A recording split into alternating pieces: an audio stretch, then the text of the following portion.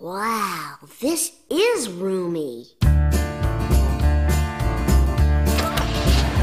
Can you name the truck with four-wheel drive? Smells like a steak and seats 35. Canyonero, Canyonero.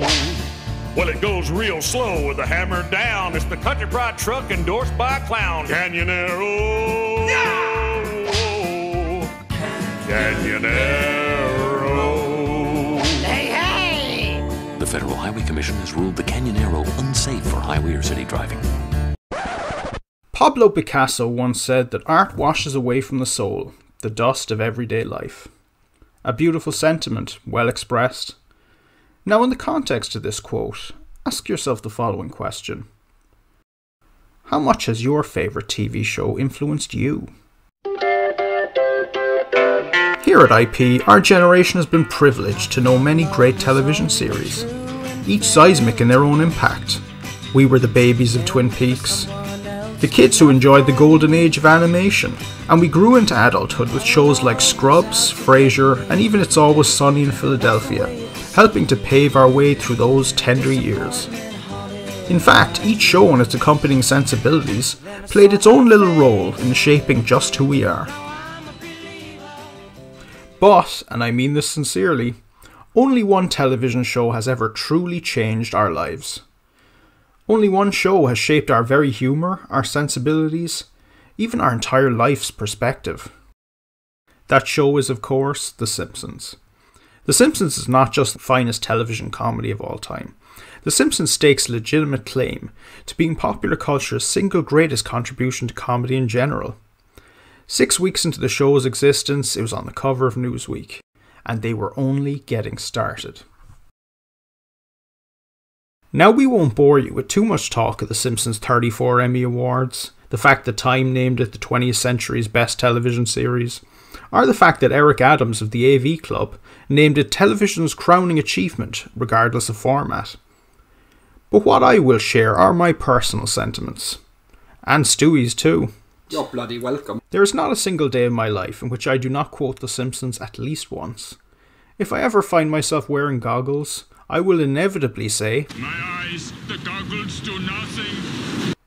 If I see a jogger or cyclist in lycra shorts, how am I to avoid the temptation to say, "Stupid Dixie Flanders!" I mean, Christ, when I tie my shoelaces, I often think of, over, under, in and out. That's what shoe tying's all about. Hell, even these moments have their own bizarre, modernist brilliance. Well, my work is done here. What do you mean your work is done? You didn't do anything. Didn't I?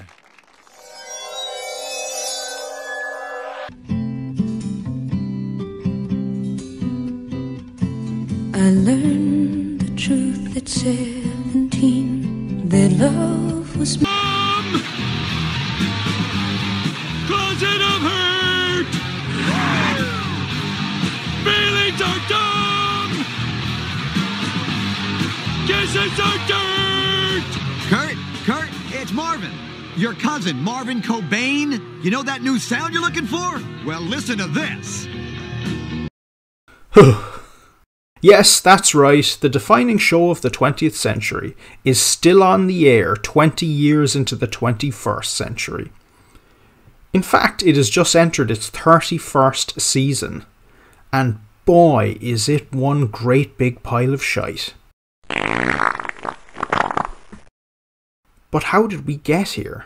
How on earth did this happen? How did a tragedy of Greek proportions befall America's greatest TV export?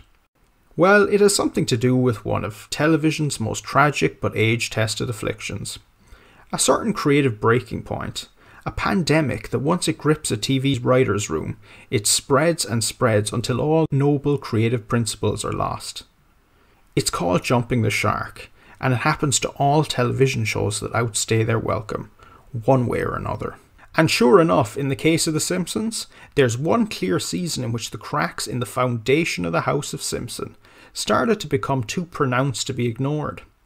One season in which a diminished writer's room cast aside their legendary fixation on character consistency and historically lofty standard of drafting and redrafting jokes in favour of characters that felt far more like one-dimensional caricatures of themselves, and ludicrous scenarios that would have never made it past the rigorous drafting of prior seasons.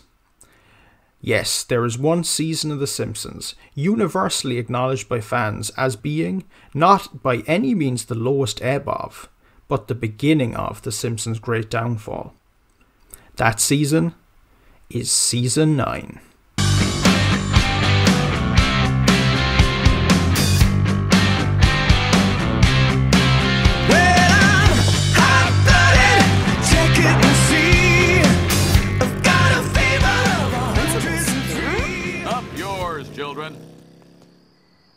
Now, because I could never state the problems with this season as concisely as Charlie Sweatpants, that's his listed name, from the Dead Homer Society blog, allow me to quote him directly.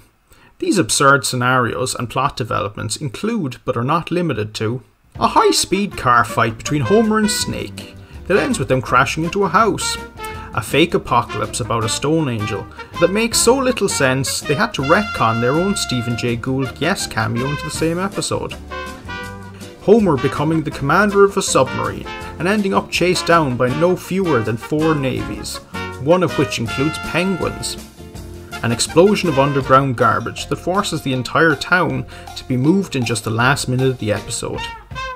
And after the kids somehow get stranded on a desert island, the episode doesn't even bother to end. It just says they're rescued in a voiceover by Mo. And lest we forget, most egregiously of all, the season delivers this singular death blow to the show's immaculate legacy. Skinner? Skinner? Skinner? I'm Skinner. Seymour?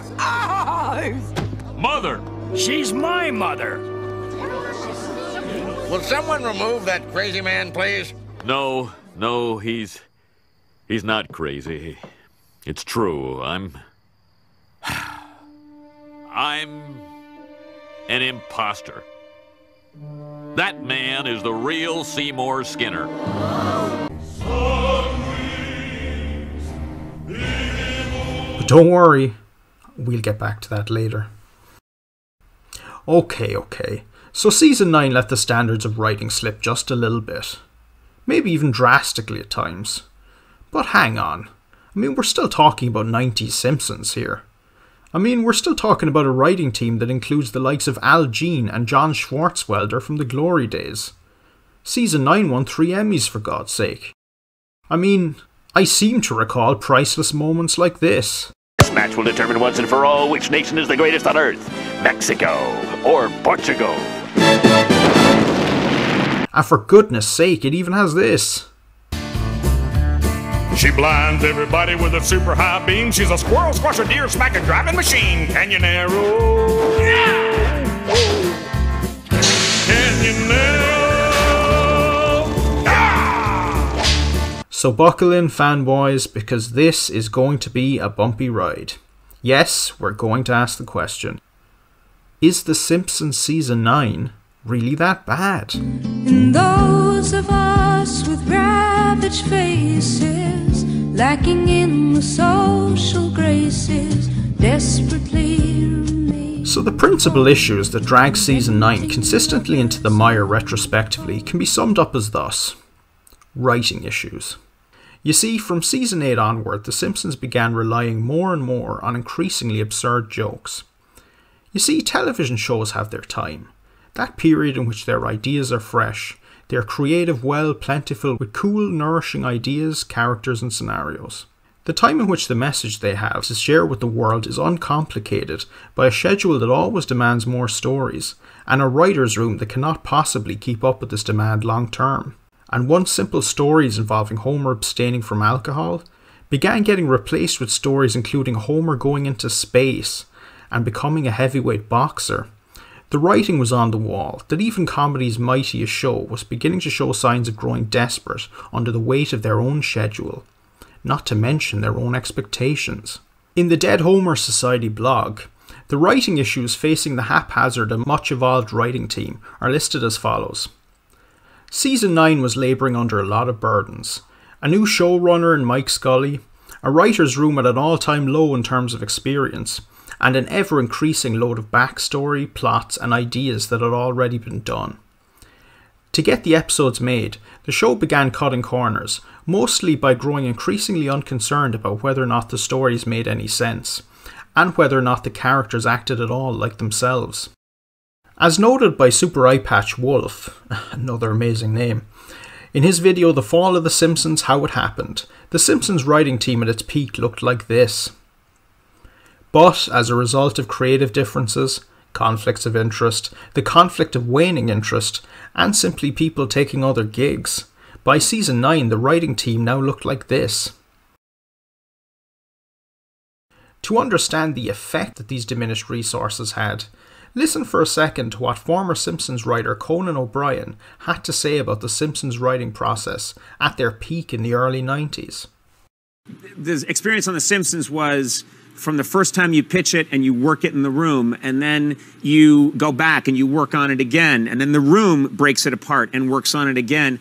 There's about 18 stages where you're going through, and you get to the point where it's fine little filing tools, and sometimes there's a joke that's worked 35 times throughout the process, but it doesn't work the 36th time, and it comes out.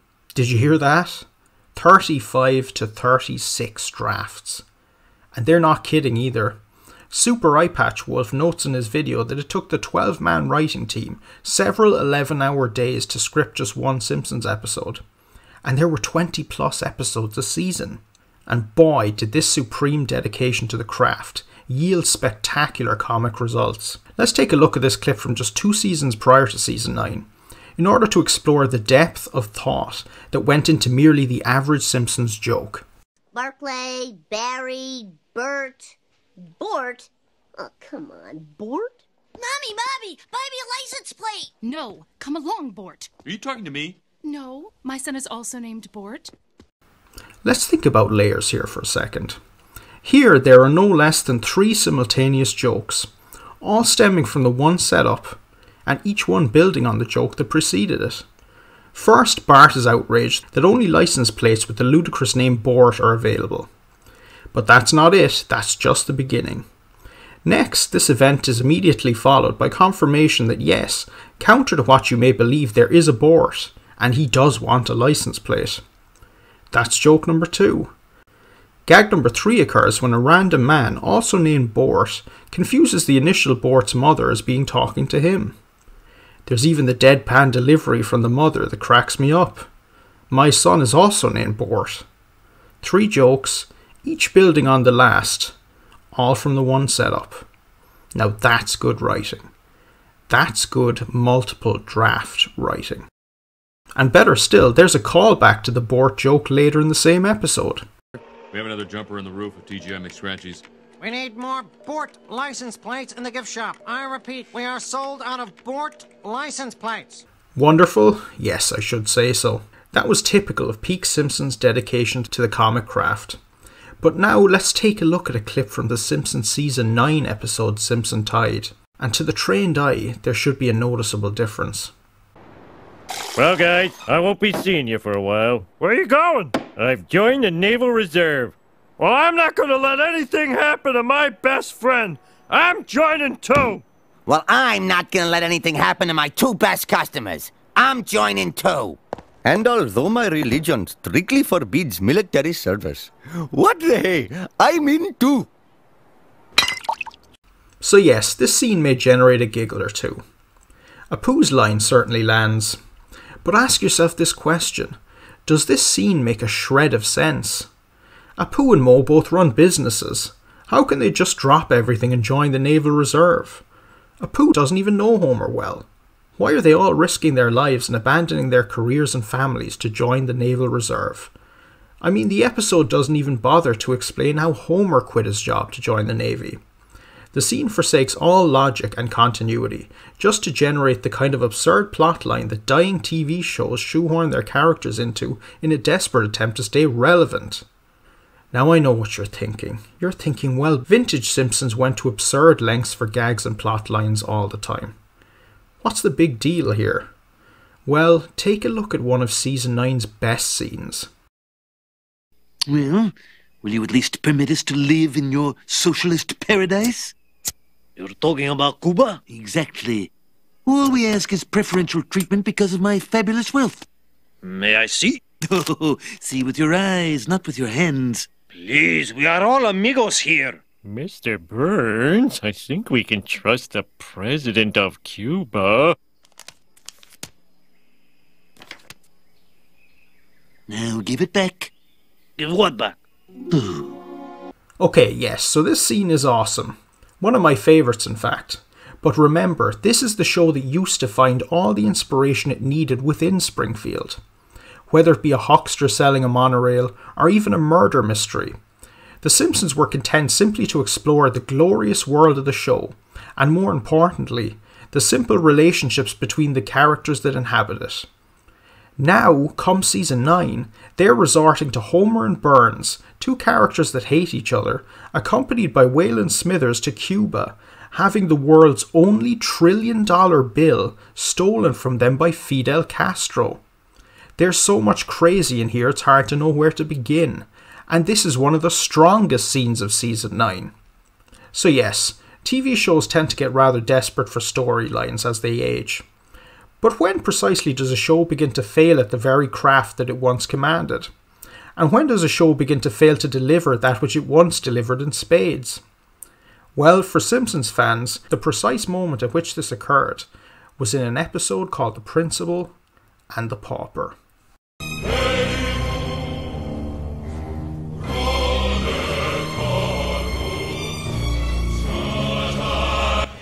I told you we'd get back to this. Yes, here it is, everybody, the single most controversial and fan-reviled episode of the entire Simpsons peak run. The episode that even Simpsons creator Matt Groening himself described as one of his least favourite episodes ever. Oh, and by the way, he said that in his introduction to the Season 9 DVD box set, for Christ's sake. So long story short, this episode centres on the premise that Principal Seymour Skinner, one of the series' most beloved characters, and one of the secondary characters who happened to have one of the richest and most thoroughly explored backstories in the series, was in fact all this time an imposter. Yes, his real name was Armin Tamzarian, and he was a no-good-nick street punk. Not the war-torn, mother-obsessed authoritarian beacon of organisation and principle. Not the man that we had seen search heartwarmingly for the meaning of life in Sweet Seymour Skinner's badass song. Not the man we had seen earnestly fall in love in Grade School Confidential, but a complete imposter by the name of Armin Tamzarian. It was a cheap, pointless twist that completely nullifies and erases everything we had associated with the Principal Skinner up to this point. Or, as the actor who played Skinner, Harry Shearer, put it, this is really wrong. You are punishing the audience for paying attention. Allow me to quote. In his 2004 book Planet Simpson, Chris Turner describes The Principal and the Pauper as, quote, the broadcast that marked the abrupt plunge from The Simpsons' golden age, which he says began in the middle of the show's third season. You see, the issue here is that the narrative of this episode shows such disdain for what Super Eyepatch Wolf describes as the fictional integrity of Seymour Skinner, let alone for the feelings of the audience that have grown close to him, that much of what's good about this episode will be lost forever in time. So why on earth would they do this? Well, the origins of the Principal and the Pauper are actually quite interesting. This is one of the only Simpsons episodes to actually be based on a short story, specifically on Jorge Borges, the improbable imposter of Tom Castro. And in the DVD commentary, the writers detail their desire to experiment and to explore new avenues of storytelling with this episode. Furthermore, writer Ken Keeler continues to defend the episode to this day, saying, I am very, very proud of the job I did in this episode. This is one of the best episodes of television I feel I ever wrote. He even went on to say this. This episode is about a community of people who like things just the way they are. Skinner's not really close to these people. You know, he's a minor character. But they get upset when somebody comes in and says this is not the way things really are. And they run the messenger out of town on a rail. When the episode aired, lo and behold, a community of people, he means the Simpsons fans, who like things just the way they are, got mad. It never seems to have occurred to anyone that this episode is about the people who hate it. Well, geez, that's all well and good, guys. I agree that the episode is original and at times well scripted. Also, Martin Sheen is outstanding in his guest role as the real Seymour Skinner. Mrs. Crabapple, the pledge, please. You haven't dealt with women for a long time, have you, Sergeant? Are you asking me out? But sadly, even those behind the episode go on to acknowledge in the DVD commentary that prior series had dug too deep into Seymour Skinner's backstory to allow for the revelation that he's an imposter to be in any way credible. Just think, if they had done this to Moe, there might not have been that much controversy. So there it is, the downfall of what may well be history's single greatest show. The Principal and the Pauper concludes with the real Seymour Skinner being tied to a train, and a judge decrees that no one should ever discuss these unfortunate incidents again. I'm serious, that actually is the ending of the episode. Yes, The Simpsons is broken, and it's all downhill from here. Or is it?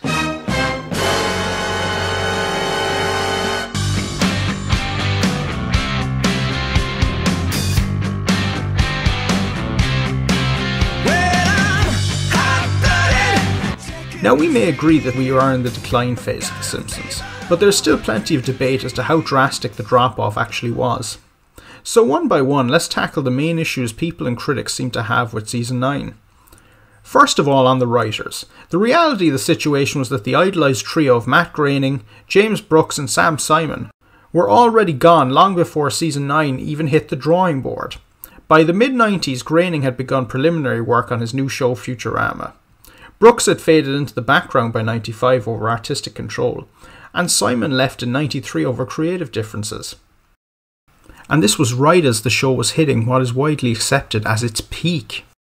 In fact, the series had been hemorrhaging fan favourite writers consistently throughout seasons 5 to 8. Right at the time that, according to the same fans, the show was supposedly getting better and better.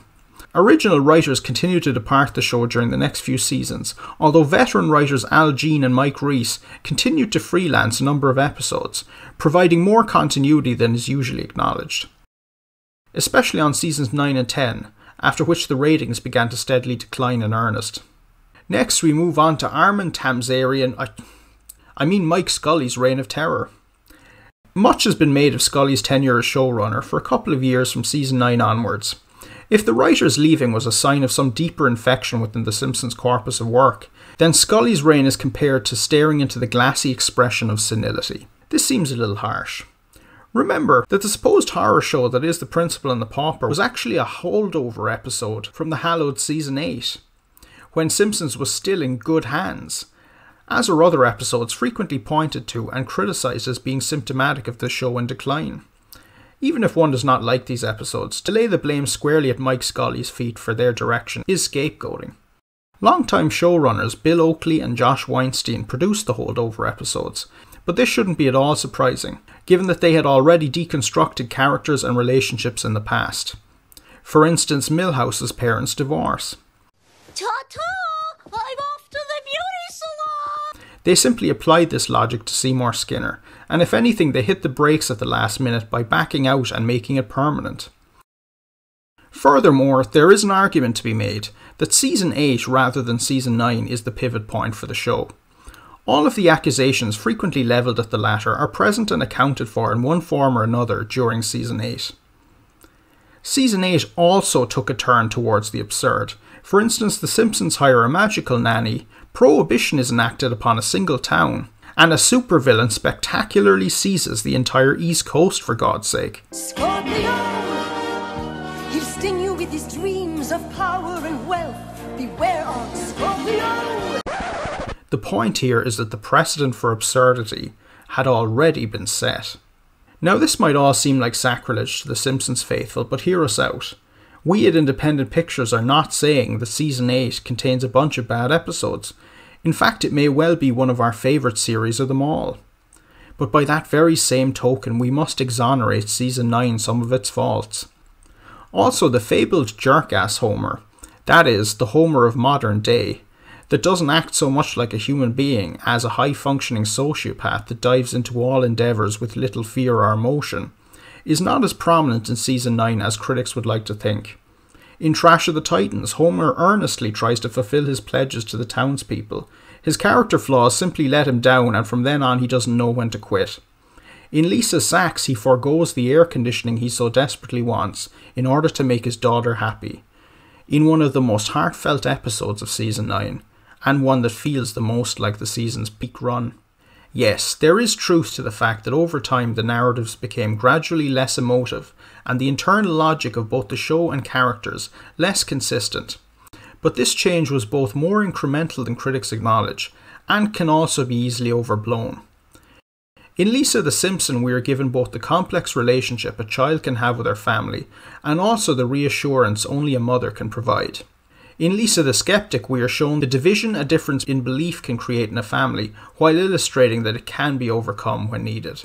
The show also continued to produce classic sing-along Simpsons tunes, such as The Garbage Man Can, or our personal favourite, an alternate Simpsons rendition of Paint Your Wagon. Well, what are we waiting for? Gonna paint our wagon, gonna paint it good. We ain't bragging, we're gonna coat that wood. Having said all that, in amongst the groaning and the gripes, what people often overlook is that the world of comedy itself was changing around this time. So of course those changes are going to manifest itself in the most popular show on primetime television. Contemporaneously, most of these gradual changes were actually seen as refreshing. In fact, Season 9 actually took a step up in the TV ratings from its preceding seasons 7 and 8.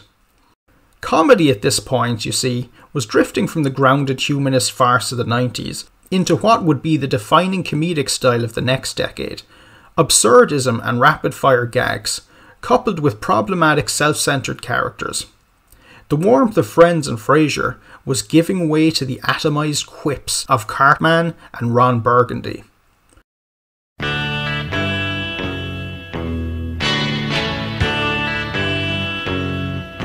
By any standard, Simpsons Season 9 is a great season of TV, but yet in comparison to what preceded it, there is something off with this season.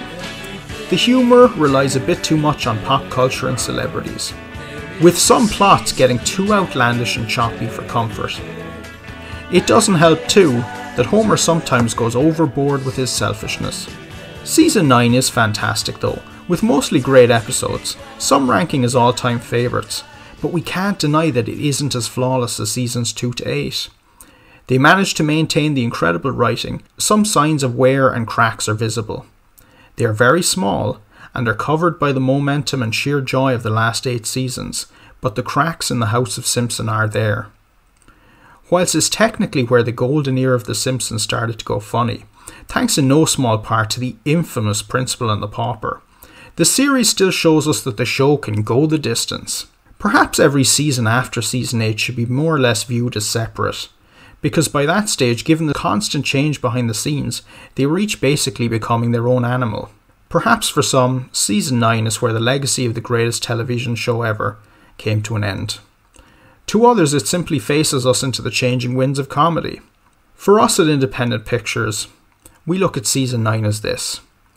It's like a final warm handshake with a good friend, before they slowly walk off into the sunset.